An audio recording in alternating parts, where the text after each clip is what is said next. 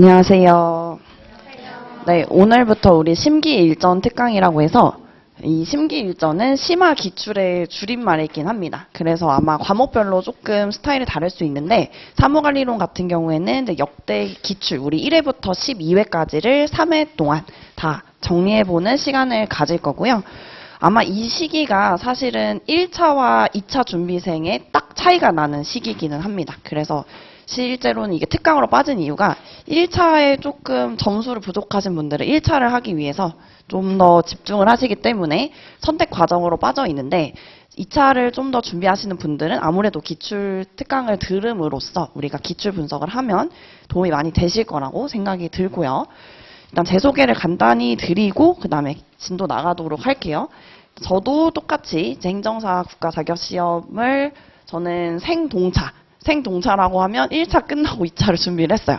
합격을 했고, 다만 이제 다른 점은 저는 애초에 전공이 행정이 전공이었기 때문에 동차를 했을 때 뭐 내가 그 시기만 공부한 게 아니라 사실은 그 전에 저도 쌓아온 시간이 있었겠죠. 그래서 여러분들도 인터넷 합격 수기를 봤을 때 뭐 누구나 3개월 만에 했다. 누군 1년 만에 했다. 그 살아온 베이스를 우리가 모르잖아요. 전공이 어떤지, 직업이 어떤지 이런 거 개개인별로 상황이 다르기 때문에 나의 맞춤형으로 공부를 하시면 될 것 같습니다. 자, 그래서 지금 현재 2차 사무관리론 수업을 맡고 있고 여러분들이 합격을 하게 된다면 제가 이제 중앙교육연수원에서도 법정 교육을 담당을 하고 있기 때문에 그때 한 번 더 만나볼 수가 있을 것 같습니다. 자, 그래서 이제 따끈따끈한 우리 지원 현황을 가지고 왔는데 이제 여러분들의 겁을 드리려는 게 아니라 이제 이런 분위기를 아셔라 라는 거죠. 자, 우리가 2013년이 1회입니다. 1회.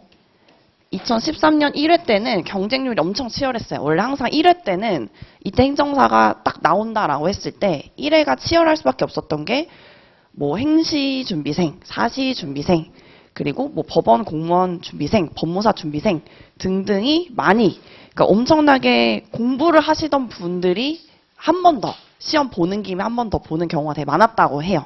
그래서 1회 때가 사실은 엄청 치열했고 그러다가 실제로 합격하고 나서 뭘 하는지 애매하잖아요. 그래서 인기가 사그라들었어요.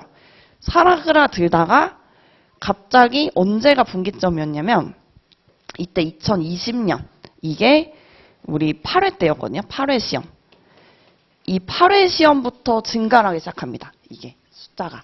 그래서 8회 때가 사실은 굉장히 좀 쉬우네. 그래서 실제로 합격하셨던 분들 중에서 행정사 시험 되게 이전에도 쉽게 보는 분들 많은데 뭐 3수 준비하신 분, 4수 준비하신 분 실제로 이때 8회 때는 본인이 되게 열심히 했다는 증거를 말씀하시고 다닌 행정사님이 7.8기 1회부터 7회까지 다 시험을 준비를 하시고 8회 때 붙으신 분도 있습니다. 실제로.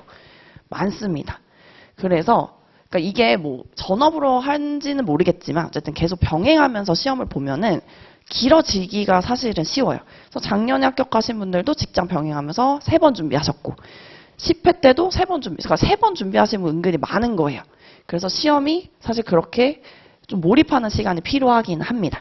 그래서 결론적으로 8회부터 좀 이런 히스토리를 듣는 거죠. 8회부터 반등을 하기 시작했는데 어느 정도로 반등을 했냐. 이때 3,000명인데 사실 거의 3배예요. 3배.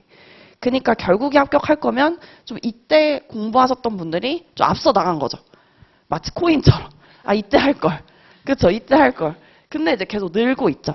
그래서 저도 매년 강의 자료를 이제 업데이트할 때 작년에는 여기까지 나온 표였을 때도 늘었었어요. 7,500인데 지금 1차 접수가 끝났기 때문에 잠정 8,000명이 이제 넘어가고 있고 당연히 우리 26년, 27년 되면은 지금 흐름상으로는 사실 올라가기가 쉬워요. 올라가기 쉽고 뭐 여러 가지 이유가 있겠지만 뭐 취업도 어렵고 퇴직도 빨라지고 그러니까 행정사뿐만 아니라 전문 자격사들로 계속 유입이 되고 있어서 모든 자격사 그래프가 다 우상향할 수밖에 없어서 이걸 보여드리는 이유는 어렵다가 아니라 빨리 끝내라. 올해 무조건 끝내라 이거예요. 이 뒤에는 더 늘어난다. 더 늘어난다. 무조건 올해 끝내셔라 라는 거죠. 그래서 25년에 우리 1차 접수가 끝났는데 한 이제 포기하시는 분들도 있고 하니까 한 8,000명대에서는 마무리가 될 것 같아요. 8,000명대에서 마무리가 돼서 우리 2차 시험은 여기서 1차 합격하신 분들이 넘어오고 그렇죠. 1차 합격하신 분들이 넘어오고 작년, 재작년에서 유예하신 분들, 그러니까 작년 유예생 분들이 넘어오고 이렇게 합쳐져서 우리가 시험을 보겠죠. 근데 우리가 작년 같은 경우에 1차 합격률이 좀 많이 높았어요. 보통 1차 합격률이 그래도 다른 자격사들도 한 30%대에서 마무리가 되는데 작년에는 거의 한 40% 넘게 한 반은 합격했다고 보시면 돼요. 1차 합격하신 분들. 그래서 그만큼 2차로 넘어가시는 분들이 좀 많은 거죠. 그래서 올해가 작년에 1차가 너무 합격률이 높음으로써 넘어오는 인원이 좀 많습니다. 올해가. 그래서 2차를 조금 더 올해 동사를 준비하시는 분들은 작년보다도 2차를 좀 더 집중적으로 해야 돼서 혹시 동사를 듣는데 이 강의를 준비하신 분들은 사실 전략적으로는 맞는 거예요. 올해는 2차가 조금 더 경쟁률이 치열할 수밖에 없어요. 작년 1차가 합격자가 너무 많았기 때문에 너무 많았어요. 사실 1차에서 그래도 30%대는 조절을 좀 해줘야 2차 때도 좀 인원이 적정하게 들어가는데 작년에는 거의 반 정도가 합격했다고 볼 정도로 좀 너무 많았다, 사실상. 그래서 그거를 보고 올해 1차를 좀 조정할지 이거는 잘 모르겠어요. 그건 잘 모르겠지만 어쨌든 올해는 확정적으로 2차 응시 인원이 많습니다. 확정적으로 많다. 이렇게 말씀드릴 수가 있어요. 자, 있고 그래서 올해 공고 여러분들 시험 준비만 하지 당연히 큐넷에 들어가서 행정사 시험 공고를 뜯어보시는 분이 없기 때문에 처음 오시는 분들도 있고 해서 간단히 좀 설명을 드릴게요. 뭐 1차는 생략을 하고 1차는 뭐 간단히 말씀드리면 세 과목 75분이죠. 세 과목 75분. 그래서 이 세 과목을 동시에 본다. 이게 우리 시험의 포인트입니다. 그러니까 다른 자격사들이랑 과목이 똑같다고 해서 공부 방법, 준비 방법이 똑같다는 게 절대 아니고 완전히 달라요. 시험이 엄청 촉박하다. 세 과목 다 본다라는 게 1차의 특징이고요. 자, 2차 같은 경우에는 민법 절차론이 1교시에 100분 동안 봐요. 100분 동안 보고 잠깐 쉽니다. 잠깐 쉬는 시간을 약 30분 정도 가져요. 약 30분인데 특히 이제 여자분들은 화장실에 줄이 워낙 길기 때문에 이때 30분 동안 제가 시험 전에도 말씀드리겠지만 그냥 줄 기다리면 안 되죠. 그때 뭐를 볼 거를 준비를 해 가셔야 돼요. 그 시간 동안이라도. 그래서 이 30분 동안 간단하게 마무리로 뭐 두 문자를 외운다든지 내가 안 헤어지는 논점을 외운다든지 보는 거를 이제 준비를 해 주셔야 되고 2교시 때 사무관리론이랑 그리고 행정사 실무법, 일반 기준으로 행정사 실무법 이렇게 2교시에 진행을 합니다. 아마 외국어 번역 행정사나 해사를 준비하시는 분들은 선택 과목으로 빠지는 거고 사무관리론까지 이제 같이 공부를 하는 거죠. 자, 근데 여기서 포인트는 공고에 올라와 있는 내용인데 첫 번째는 뭐냐면 당구장 표시로 실제로 돼 있어요.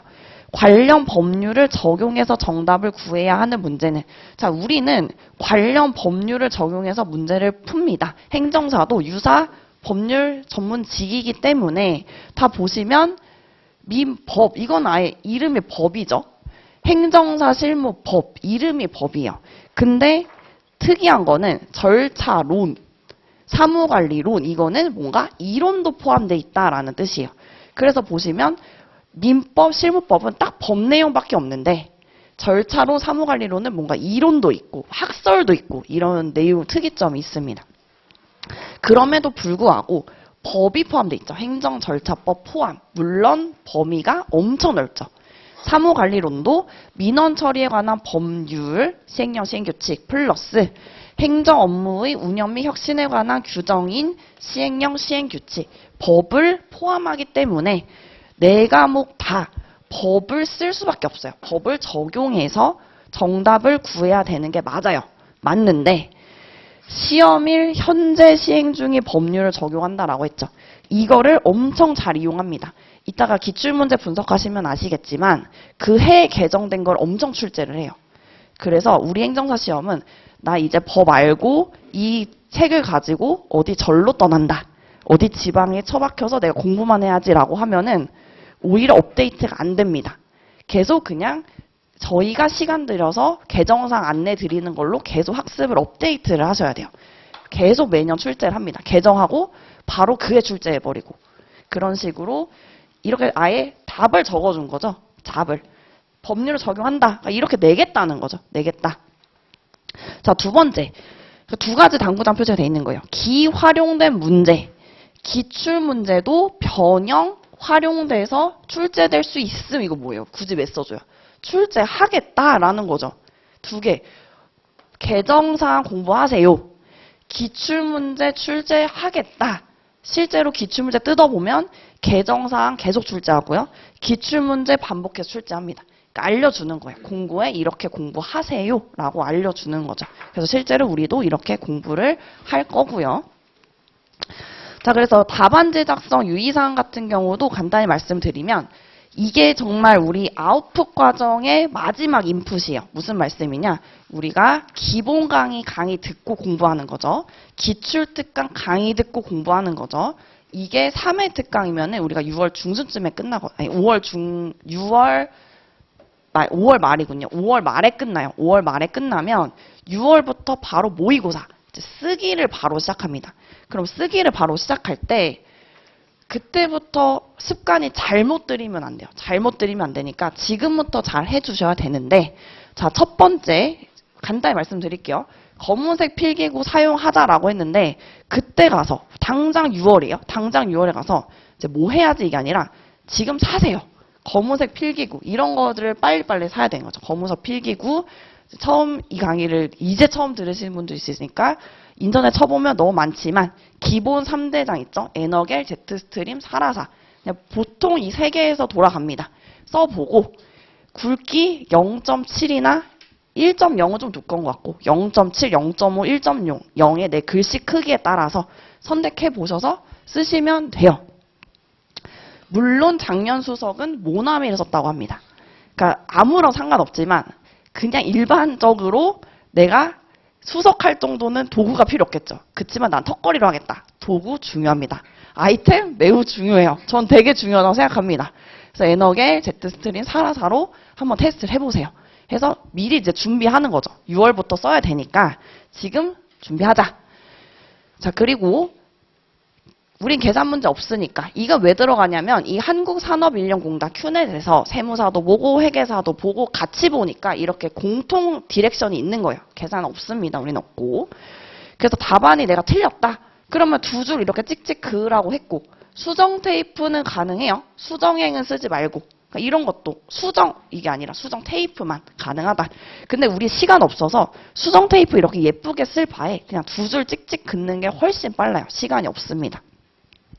그리고 5번 같은 경우에는 여러분들이 저도 그랬지만 민법 논점 봤는데 내가 이거 채권자 위험 부담주의인 줄 알고 막 썼어요. 틀린 것 같아. 그러면 과감하게 X 표시를 팍팍 하세요. 그러면 그냥 채점에서 빠집니다. 빠지니까 그냥 긋고 다시 쓰시면 돼요. 다시 쓰시면 되고 합격하고 나서 떨어지고 나서 나 너무 억울하다 해서 찾아가시는 분들 있거든요. 내 답안지 보고. 근데 아무런 표시가 되지 않아 있어요. 그러니까 크게 의미는 없습니다. 공개하지 않습니다. 자, 그리고 문제별로 순서대로 하실 필요는 없어요. 내가 문제 2가 자신 있다. 그럼 문제 2. 왜냐면 그 문항별로 복사를 해서 채점을 교수님들이 하기 때문에 상관은 전혀 없습니다. 다만 문제 표시를 무조건 해야겠죠. 제가 채점을 하면은 문제 표시를 안 하시는 분들이 굉장히 많아요. 0점인 거예요. 채점을 할 수가 없다. 자, 그리고 2번 같은 경우는 좀 개개인마다 스타일이 다르지만 저는 쓰어 있으니까 무조건 쓰라고 말씀을 드려요. 뭐냐면 예를 들어서 문제 2다. 그러면 여러분들이 답안지를 막 쓰고 이게 끝났어요. 그러면 뭐라고 써요? 끝나면 끝이라고 쓰래요. 그럼 여기다가 끝 이렇게 한 줄 하나 쓰는데 1초밖에 안 걸려요. 끝 쓰고. 이게 만약에 문제 4여서 완전 최종이 끝났어요. 그러면 끝 쓰고 줄 바꾸고 이하 여백 쓰라는 대로 써야 합니다. 그쵸? 해야 합니다. 자, 이게 별거 아닌 것 같지만 제가 어제 저는 중간심사를 봤는데 제 논문을 교수님 5명이서 2시간 동안 토론을 하는 거예요. 피드백을 하고. 공통사항이 뭐냐면 형식 엄청 중요시 여겨요. 목차, 형식, 인용 표시. 결국 형식에 대한 얘기를 엄청 중요시 얘기하기 때문에 결국 나중에 암기가 되면은 내용 쓰시는 거 비슷비슷해요. 근데 형식은 눈에 확 띄거든요. 그래서 이런 게 별거 아닌 것 같은데 내가 턱걸이다. 중요하죠. 붙어야 될 거 아니에요.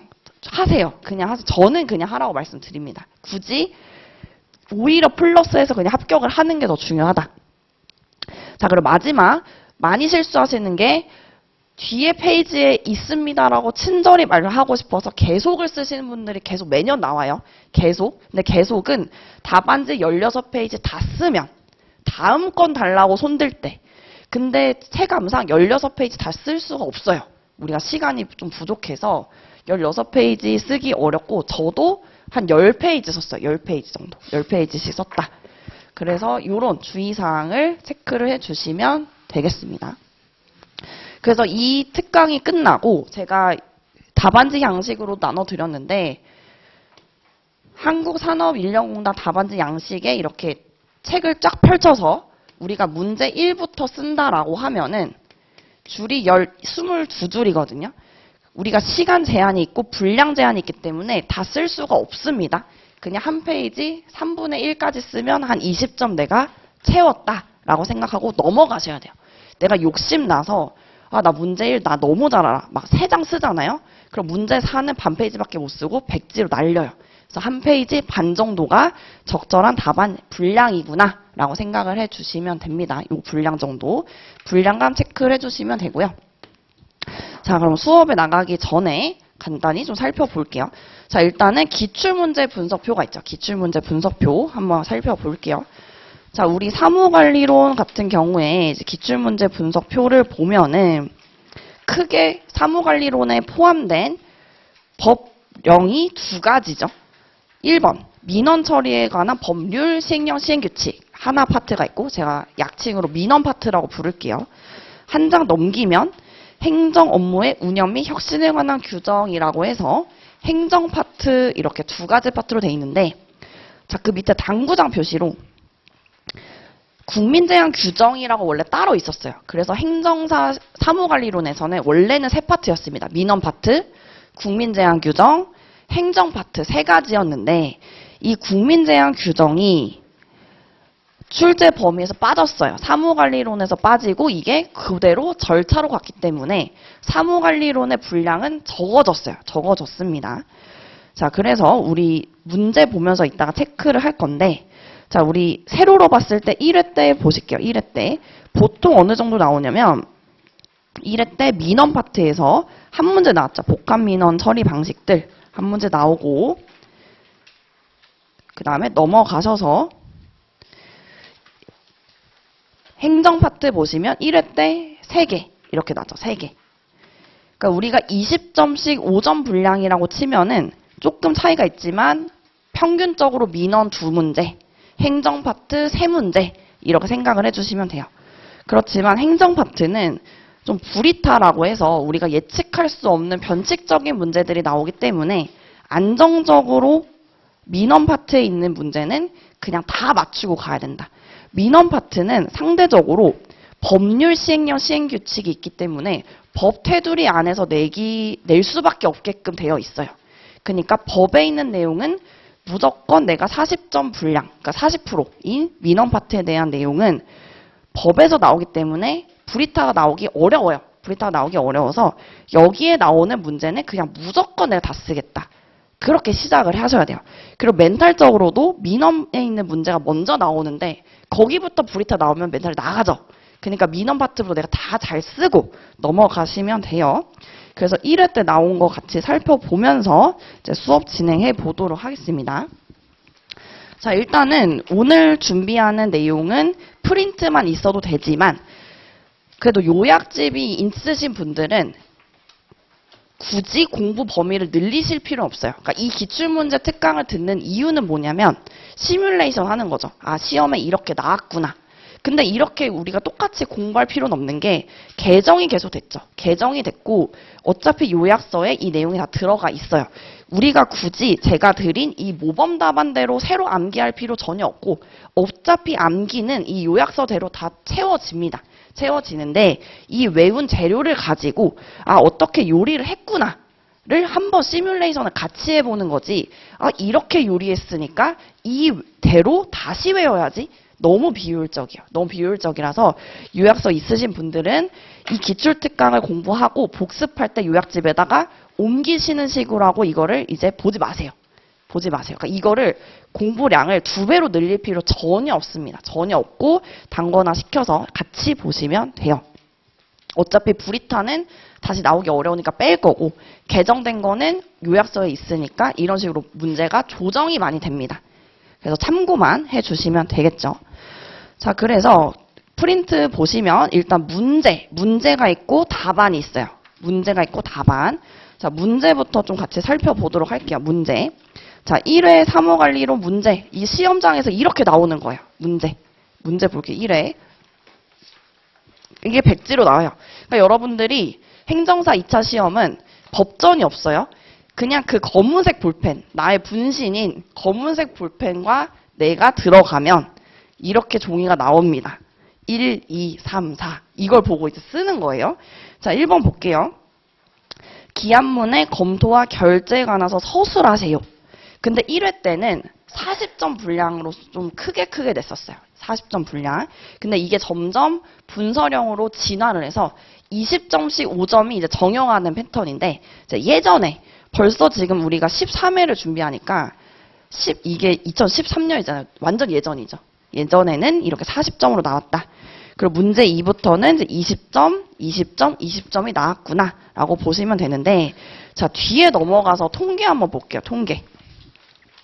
자, 통계를 보시면 이때는 합격률이 15%였어요. 그러니까 이때는 너무 쟁쟁하게 온 거예요. 쟁쟁하게 와서 합격률이 극도로 낮죠. 일반 행정사 기준으로 15%가 됐어요.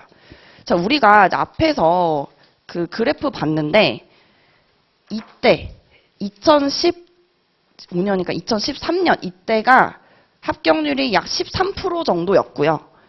작년이 11% 정도예요. 그러니까 여기가 이제 좀 분기점이죠. 한 자릿수대로 떨어지느냐 마느냐 분기점이 이제 올해가 될 것 같고요. 그러니까 이때만 돼도 30 몇 프로 합격률. 그러니까 3명 중에 1명 붙는 거죠. 그 정도로 이제 높아졌었는데 여기가 분기점이 되는 건데 무려 2013년에 합격률이 거의 이때 정도로 되게 높았다라고 알 수가 있겠죠. 그러니까 치열했는데 자, 2번 과목별 채점 결과 보세요. 과목별 채점 결과 보면 평균 점수가 42점이죠. 평균 점수 42점. 이 말은 우리가 20점씩 5문제를 가정하면 문항별로 8점 맞은 거 8점. 그러니까 엄청 우리가 모의고사 연습하신 분도 알겠지만 8점 맞으면은 굉장히 심각한 거죠. 그러니까 이때는 1회니까 뭐 교재도 없고 강의도 없고 그냥 사시 베이스, 뭐 법 베이스로 아는 대로 써서 문항별로 이제 8점 받았는데, 자, 여러분들이 아셔야 되는 게 사실 평균 점수는 의미가 없습니다. 의미가 없다. 이게 무슨 말이냐면, 자, 여러분들이 몇 점이 커트라인이냐를 엄청 궁금해 하시는데 의미가 없어요. 한번 알고 가셔야 되는 게 우리가 1등부터 2등, 3등 이렇게 줄 세워서 일반 행정사 기준으로 이때는 뭐 250등까지 뽑는다고 쳐볼게요. 250등까지 점수를 했어요. 뭐 1등이 예를 들어서 80점이고 2등이 79점. 근데 만약에 249등이 59점인데 250등이 42점이에요. 만약에. 그러면 커트라인은 몇 점이에요? 42점인 거예요. 근데 만약에 다음에 249등이 59점인데 250등이 58.9점이에요. 그럼 다음에 커트라인은 몇 점이에요? 58.9점. 그러니까 이 커트라인은 그냥 문 닫고 들어간 사람의 점수일 뿐이지 커트라인이 몇 점이냐에 따라서 이 시험이 어렵고 이 시험이 쉽고 이거는 사실 의미가 없습니다. 전혀 의미가 없어서 커트라인은 사실 중요하지 않아요. 근데 이 합격한 1등부터 250등까지 평균을 냈더니 그 점수가 이제 42점이었다라고 보시면 되겠죠. 42점이었다. 그래서 과락률이 굉장히 높죠. 과락률이 이제 37%라고 보시면 되고 이때는 행정사 실무법이 과락률이 엄청 높았네요. 67%는 됐었네요. 엄청 높았다라고 보시면 되겠죠. 자, 이런 식으로 1회 때는 아무래도 좀 정비가 안 됐으니까 문제를 테스트식으로 냈을 수도 있겠다라는 개념 하에서 우리가 1회를 같이 분석을 해보도록 할게요. 1회. 그래서 기출문제 보시면서 같이 보시면 되겠습니다. 1회. 자, 1회 문제는 기한문의 검토와 결제에 대해서 물어봤는데 지금 2차를 준비하시는 분들은 이거를 보고 어떤 논점과 어떤 논점이 떠올라야 되냐? 두 가지가 떠올라야 되겠죠. 기한문의 검토와 결제면 첫 번째, 기한문의 검토 및 협조에서 검토를 써야겠구나.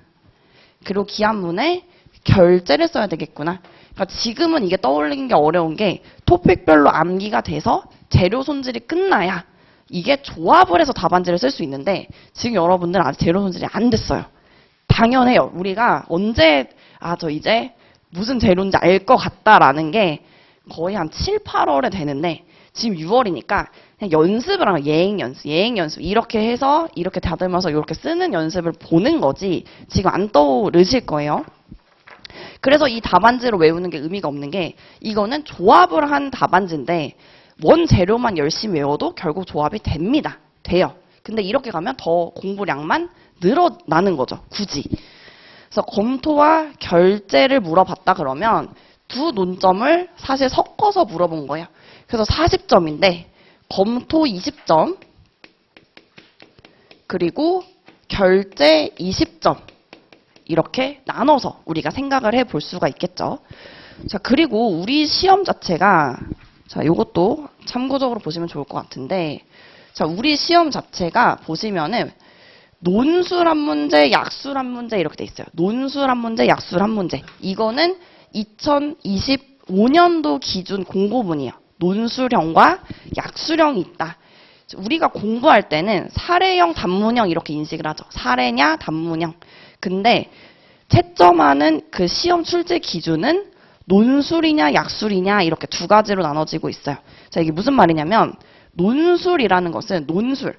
자, 우리가 논술 시험 뭐 고등학교나 대학교 때 보고 안 봤을 수 있는데 논술로 내겠다라는 뜻은 논술로 답안지를 채점하겠다라는 뜻은 서론, 본론, 결론의 형식을 갖춰라라는 거예요. 논술은 서론, 본론, 결론의 형식을 갖추세요. 그러니까 형식이 사실 되게 중요해요. 그냥 줄글로 써서 내용이 들어가면 되는 게 아니라 서론, 본론, 결론의 형식을 갖춰라. 근데 이 논술형으로 서론, 본론, 결론으로 갖추는 게 우리가 사례에서 서론이 들어가는 거죠. 문제 제기 이렇게 들어가는 거죠. 본론이 그 해당 논점, 그게 어떤 논점인지를 쓰는 거고 결론이 사안의 해결. 그러니까 이 논술이 사례형과 같다는 말이 틀린 게 아닌 게 논술을 서론, 본론, 결론의 형식을 사례형에서 문제제기, 논점, 사안의 해결 이렇게 매칭을 해서 우리가 그동안 답안지 연습을 하고 있었던 거죠. 그리고 약술 세 문제가 단문형, 그 약술이니까 서론, 본론, 결론의 형식이 있진 않고 그냥 목차 순서대로 작성을 해라 라는 뜻으로 이렇게 나와 있는 거죠. 의미가 있는 거죠. 그냥 네 문제가 아니라 서술형, 주관식 이게 아니라 논술, 약술로 표시했다는 거는 이 형식을 맞춰라 라는 뜻인 거예요. 사례형을. 자, 근데 우리 사무관리론도 이 40점 서술하시오 이거는 이제 논술형으로 냈다라고 인식을 할 수 있기 때문에 로마자로 굳이 쓴 거죠. 로마자. 이렇게 두 가지로 나눠서 기한문 검토, 로마자 2번, 기한문 결제 그렇게 나눠서 작성을 한 거죠. 자, 그래서 기한문의 검토는 어디서 나오냐면 우리 요약집 기준으로 기한문 검토는 요약집 기준 76페이지에다가 같이 펼치면서 비교해 보도록 할게요. 76페이지. 조금 이제 왔다 갔다 할 수 있고 요약집 없으신 분들은 그냥 모범 답안만 보셔도 전혀 무방합니다. 자, 그래서 이 요약집에 토픽 43을 보면은 우리가 공부를 했었어요. 검토와 협조가 있었죠. 그럼 그 중에서 검토를 물어보면 검토만 쓰는 게 아니라 검토랑 검토 시 다른 의견 표시를 써야 되겠구나. 그리고 결제는 어디에 있냐면 78페이지 다음 토픽이죠. 토픽 44 문서의 결제. 그러니까 토픽 43이랑 44 붙어 있는 거를 두 개 묶어서 협조 빼고 출제를 했다. 그래서 40점으로 두 가지 논점 20점, 20점 냈다. 이렇게 체크를 할 수 있겠죠. 눈으로 볼 수 있겠죠. 자, 그러면 1번부터 같이 내용 살펴볼게요. 검토와 결제. 자, 그러면 저 같은 경우에는 이 문제지를 시험장에서 봤죠. 그럼 여기다가 보자마자 답안지를 펼쳐서 쓰는 게 아니라 여기다가 이제 전략을 짜야 되죠. 한 5분 정도를 들여서 두 문자라든지 어떻게 목차를 써야 되겠구나를 여기다가 표시를 하세요. 물론 답안지 연습장이 있지만 스타일이 다른데 저는 답안지 앞에 연습장이 붙어 있는데 거기다 써서 왔다 갔다 보는 게 되게 불편해요. 불편하고 답안지가 큰데 우리 시험장이 막 고등학교이기 때문에 책상도 작아요. 근데 막 이렇게 펼치 불편하니까 여기 여백 많잖아요. 여기다가 그냥 써서 이렇게 보면서 답안지 펼쳐서 바로 작성을 하시면 돼요. 그럼 문제 1번에 우리가 문제지에다가 기한의 검토와 결제라고 하면은 여러분들이 꼭 표시를 해야 돼요. 40점이죠. 그러면 뭐와 뭐의 논점을 써야겠구나. 검토와 결제를 두 개를 써야겠구나. 이렇게 표시를 꼭 해주셔야 돼요. 안 그러면은 두 개밖에 없지만 뒤로 갈수록 뭐를 물어보는 6개가 있는데 하나를 빠뜨려버려요. 굉장히 많습니다. 그래서 꼭 이렇게 표시, 검토랑 결제를 써야 되겠구나. 그러면 뭐 이거는 논술이라고 치면 이제 검토 쓰고 두 번째 결제 써야겠구나. 결제 써야겠구나. 그럼 검토에 대해서는 우리가 이거 개념이랑 맞다. 다른 의견 표시 써야겠구나. 그럼 결제는 뭐 종류나 뭐 효과나 이런 걸 써야겠구나. 이런 식으로 이제 떠오르는 대로 여기다가 적어두는 거죠. 이 문제지에다가. 그 다음에 답안지에다가 현출을 한번 하고 그 다음에 현출을 빠르게 해주시면 돼요. 그래서 답안지 현출 버전이 지금 제가 모범 답안으로 드린 거고, 자, 모범 답안으로 압박을 받으실 필요 없는 게 실제로 모의고사 때 동사분들은 모범 답안을 한 번만 보거나 보지 마세요. 왜냐하면 모범 답안은 이게 20점씩 5문제라고 치면은 제가 모범 답안을 다 했을 때 최고점을 16점으로 줍니다. 우리 논술 시험에 100점은 아예 없는 점수예요. 그래서 20점 대비 0.8배수를 해서 정말 잘 썼다. 그러면 16점이야, 만점이. 그래도 문항이면 모범 답안은 80점짜리예요. 근데 합격자 평균 점수 몇 점이 아까 40점이죠. 40점. 계속 거의 40점대거든요. 그러니까 이 80점을 막기 위해서 이거를 그러니까 이대로 다 써야지 대로 압박을 받으실 필요 없고, 이 정도로 쓰면 이 정도 점수가 나오는데 사무관리로 80점 받은 사람은 1, 2, 3등 정도. 근데 그냥 합격만 하면 되잖아요. 합격만 하면 되니까 이렇게 분량감이나 이렇게 써야 되겠구나 체크하고 다시 돌아가서 암기. 계속 재료 채우는 연습을 해주시는 게 가장 중요해요. 이 모범 답안 보고 괜히 그 모범 답안 쓰는 사람의 스타일을 내가 외워야지, 이런 쪼를 내가 공부해야지, 그런 건 아무 의미 없다라는 거죠. 거기 압박 받으실 필요도 전혀 없습니다. 자, 그래서 아무튼 다 중요한 내용이고, 그래서 검토 그러면 개념, 절차, 다른 의견 표시 써야 되겠구나. 즉 내가 목차를 먼저 외운다 그러면 이제 저도 이렇게 두서없이 썼지만 검토 보자마자 그 요약서 기준으로 개념, 절차, 다른 의견 표시 전혀 안 외워진다 그러면 최소 개념, 다른 의견 표시 요 정도는 우리가 외워서 작성을 했었어야 되겠죠. 자, 물론 모범 답안이니까 기본서에 있는 내용까지 넣어서 더 충실하게 늘어난 거고, 모범 답안이니까 요약서 기준으로 1차로 외워주시면 돼요. 1차로.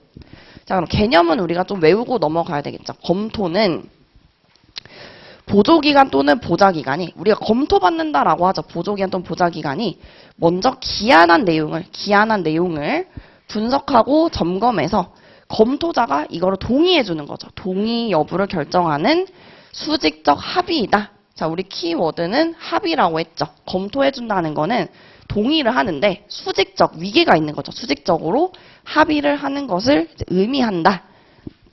그래서 기한문은 우리가 문서의 순서, 기한, 검토, 결제 순서기 때문에, 기검, 협, 결의 순서기 때문에 순서는 언제요?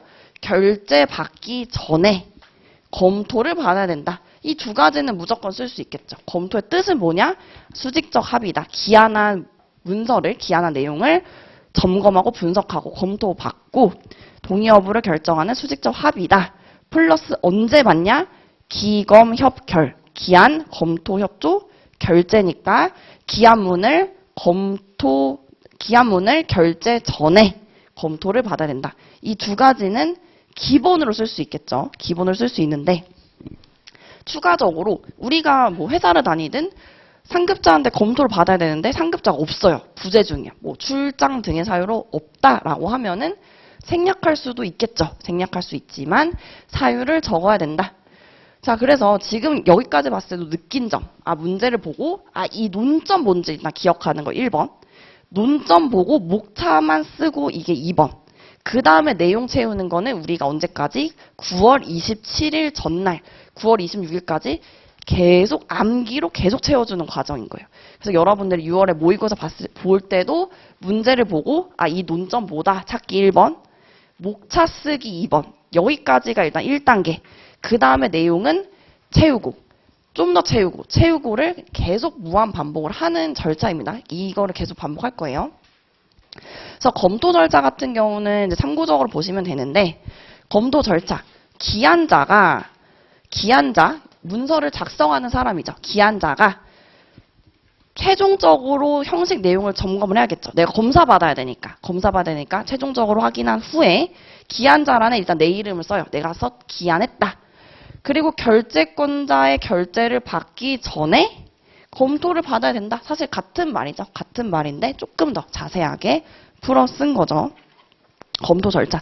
그래서 이건 모범 답안이니까 참고적으로 보면 좀 더 구체적으로 만약에 기한하는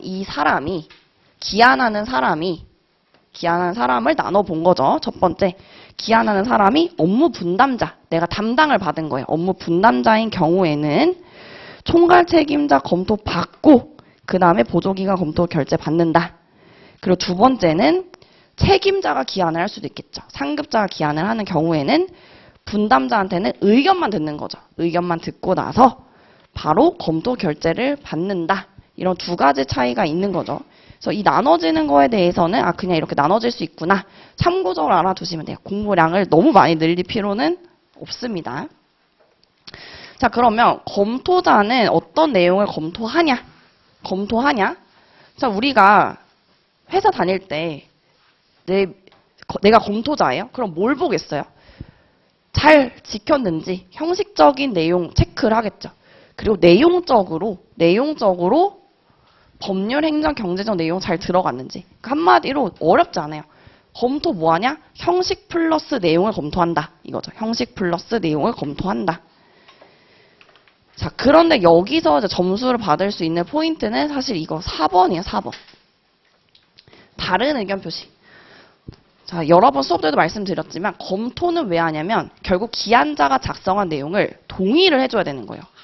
동의를 해서 이거 고치면 내 의견이 이렇다 이러면서 합의를 하는 과정이 검토예요. 근데 그 합의 과정에서 다른 의견이 당연히 나올 수밖에 없으니 이 다른 의견을 표시라는 내용을 썼으면 고득점인데 이때 점수 평균을 기대하면 검토에 대해서 어느 정도만 썼어도 점수를 줬을 거다. 근데 우리는 이제 13회차를 대비하기 때문에 이 다른 의견 표시 같은 거는 이제 기본적으로 넣어줘야 되는 사항이다라고 보시면 돼요. 첫 번째는 기한문을 검토하는데 다른 의견이 있어요. 이거 그냥 피드백 주는 거죠. 말이 검토지. 사실 우리 피드백 이거 고치고 이거 좀 이상한데 좀 더 보완해 오세요. 다른 의견이 있으면 내가 그냥 수정을 해버리거나 직접 수정을 해버리거나 아니면 그 기한문에다가 의견 표시하는 거죠. 우리가 뭐 한글판이라고 치면은 메모를 달든지 프린트를 하면 옆에다가 첨삭을 해도 이렇게 생각하시면 돼요. 다른 의견이 있으면 직접 그냥 내가 수정을 해버리거나 그 의견을 표시를 하는 거죠. 자, 그리고 이 검토자가 다른 의견을 표시할 때는 의견 있음이라고 이렇게 따로 표시를 해주는 거예요. 의견 있다라고 표시를 하고 그 다음에 내 의견도 표시를 하고 의견 있음이라고 딱 표시를 한 다음에 의견도 표시하고. 자, 그런데 의견이 다른 경우에는 우리의 목표는 뭐예요? 조정해서 합의하는 것이 목표죠. 조정해서 합의하는 것이 목표이기 때문에 만약에 의견 표시를 하지 않고 기한자랑 얘기했을 때 합의가 됐어요. 그러면 그냥 수정하면 되죠. 그러니까 굳이 의견 표시해서 수정하고 이렇게 기록을 남기지 말고 합의가 되면 수정하면 되니까 의견 표시할 필요 없다. 그냥 합의가 된 거죠. 자, 그럼 네 번째 중요한 거는 기한자랑 검토자는 문안을 직접 수정할 수 있죠. 근데 우리 배웠지만 협조자는 수정할 수 없다. 의견 표시만 할 수 있다. 이것도 같이 써주면 점수가 많이 올라가겠죠. 자, 여기까지 해서 검토고, 자, 우리 이 시간에는 여러분들이 원하는 바는 여기까지예요. 문제 1을 봤을 때 검토 결제면, 검토? 이게 뭐지? 이게 아니라 검토, 토픽 이름이 좀 기억나면 사실 좋아요. 그 검토 협조 안에 있었던 그 검토구나. 그러면 우리 요약서 기준으로 봤을 때 76페이지에 내가 1번 검토와 3번 검토 시 다른 의견 표시 이 두 가지는 무조건 써야겠다. 여기까지 기억나는 게 1차 목표. 그 다음에 내용 채우기가 2차입니다. 여기 있는 그대로 업무 분담자 이렇게 솔직히 현실적으로 쓰기 어려워요. 저는 당연히 모범 답안이니까 굉장히 충실하게 써야겠죠. 근데 여러분들이 실제 시험장에서 이렇게 완벽하게 써서 80점을 받는다? 솔직히 어렵죠. 그러니까 어떻게 지금 공부하라는지 그 감을 찾으시라는 말씀입니다. 자, 그리고 결제 봤으면 이제 넘어갈게요. 결제. 넘어가서. 자, 기한문의 결제 볼게요. 그러니까 이게 우리가 40점 분량이면은 한 페이지, 2페이지, 3페이지. 그러니까 여기 한 3페이지 정도까지 쓰면은 40점 거의 채우는 건데 저는 4페이지, 5페이지, 6페이지가 쓴 거죠. 모범 답안이니까. 6페이지나 엄청 충실하게 쓴 거예요. 그래서 그거를 참고를 해주시면 돼요. 그러니까 이거 보고 나 못하겠는데? 특히 모의고사, 사례 모의고사 때 1회 때 1등 하신 분 모의고사 모범 답안 보고 나는 이렇게 못 쓸 것 같으니까 내년에 해야겠다. 이렇게 기가 엄청 죽으시거든요. 이렇게 모범 답안에서 저도 80점 안 나와요. 저는 이제 모범 답안이니까 그 감을 찾아주시면 됩니다. 할 수 있는 만큼 하시면 돼요. 자, 그래서 기한문의 결제는 이것도 20점 분량이고, 이거 기한문의 결제, 기한문, 문서의 결제에서 내가 공부했던 거구나. 라고 자신감 가져야겠죠. 공부했던 거구나. 그래서 요약서 기준으로 문서의 결제, 토픽 44, 78페이지에 문서의 결제 보고, 효과 보고, 표시 보고. 이거 세 가지. 결제, 효과, 표시. 이거는 기본적으로 쓸 수 있어야겠다. 세 가지는. 이것만 써도 한 페이지 반 나온단 말이에요. 20점 나온단 말이에요. 근데 여기서 조금 추가를 예쁘게 한다면 결제가 뭔지 기억이 나면은 쓰면 되는데 사실 이거는 실제로 쓰기는 어려울 것 같아요. 결제란 의사를 결정할 권한이 있는 자가 의사를 결정할 행위다. 써주면 당연히 좋겠죠. 그런 거다. 그치만 우리가 요약서 기준으로는 2번부터 쓰셔도 됩니다. 문서의 결제는 뭐냐? 의사 결정 권한이 있는 자가 누구예요? 행정기관의 장인 거죠. 행정기관 장의 결제를 받아야 된다. 기한, 검토, 협조, 결제를 받아야 된다. 그리고 그 행정기관 장은 그 업무의 내용에 따라서 기관의 장이 결제를 해야 되는데 몸이 하나인데 결제를 막 몇천 가지를 할 수가 없죠. 그래서 담당하는 공무원으로 하여금 위임 전결, 그러니까 위임을 하는 거예요. 내 업무를 위임해서 결제하게끔 위임 전결할 수 있다. 그리고 결제할 수 있는 사람이 휴가, 출장 등의 사유로 결제할 수 없다. 그러면 직무를 대리하는 대직자가 대결을 하는 거죠. 대신 결제를 하고 사후에 보고해야 된다. 자, 이렇게 내용을 작성해 주시면 되겠죠. 그래서 기한문의 결제 나오면 결제 의의까지 그래도 뭐라도 한 줄 쓰면은 보기엔 예쁘긴 하지만 요거는 이제 선택상 내가 사무관리론을 정말 고득점에서 정말 잘하겠다 하면은 쓰면 좋겠지만 나는 지금 외우기도 빠듯하다. 그러면 다 군더더기 치우고 요약서에만 일단 집중해서 올인해서 외우세요. 그래서 이것도 외우셔야 돼요. 문서 결제 누가 행정기관 장의 결제를 받아야 된다. 그리고 결제의 종류는 우리가 세 가지 외웠죠. 좁은 의미 결제, 전결, 대결. 이거 기본적으로 세 가지 외웠고 결제 효과도 외웠습니다. 결제 효과. 문서는 서명할 때 서명의 방법으로, 그 사인이죠. 서명의 방식으로 결제하면 문서가 성립이 되기 때문에 결제 효과는 뭐냐면 성립하기 위한 요건인 거예요. 결제를 하는 순간 문서가 성립이 되는 거기 때문에 결제는 문서 성립의 요건이다. 중요하죠. 결제 효과.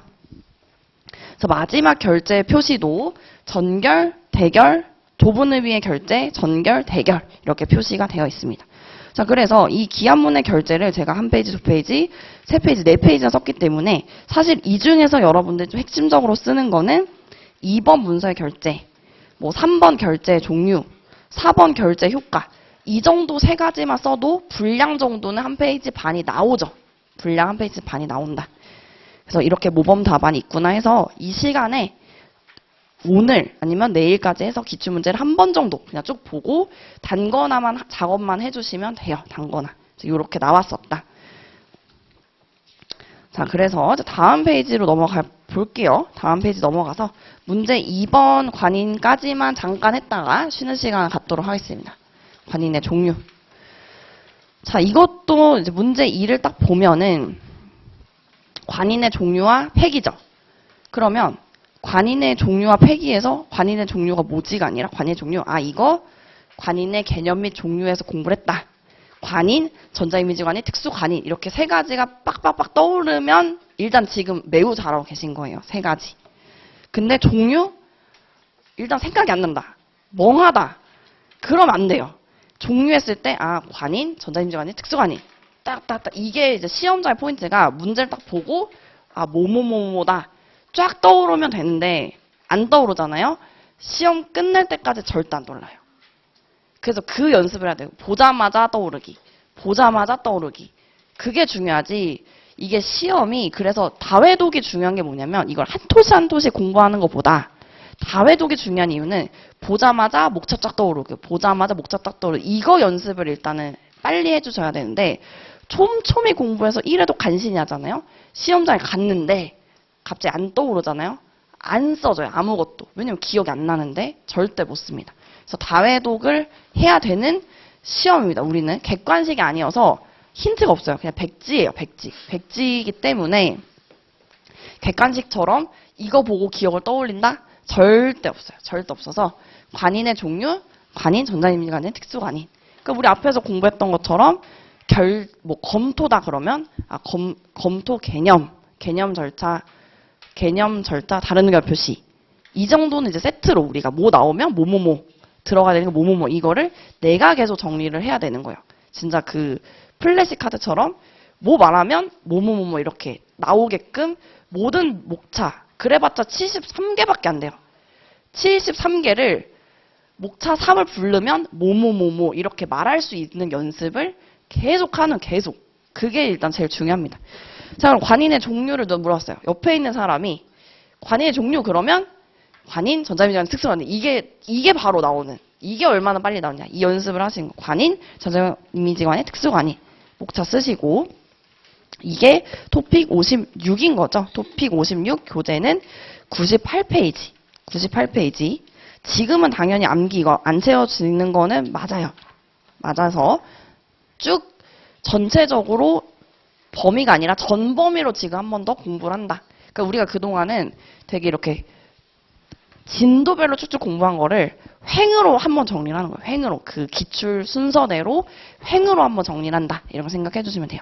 그래서 관인의 종류를 물어봤지만 조금 이제 예쁘게 쓰기 위해서는 이런 거 쓰면 좋죠. 개념. 알면은 쓰면 좋겠죠.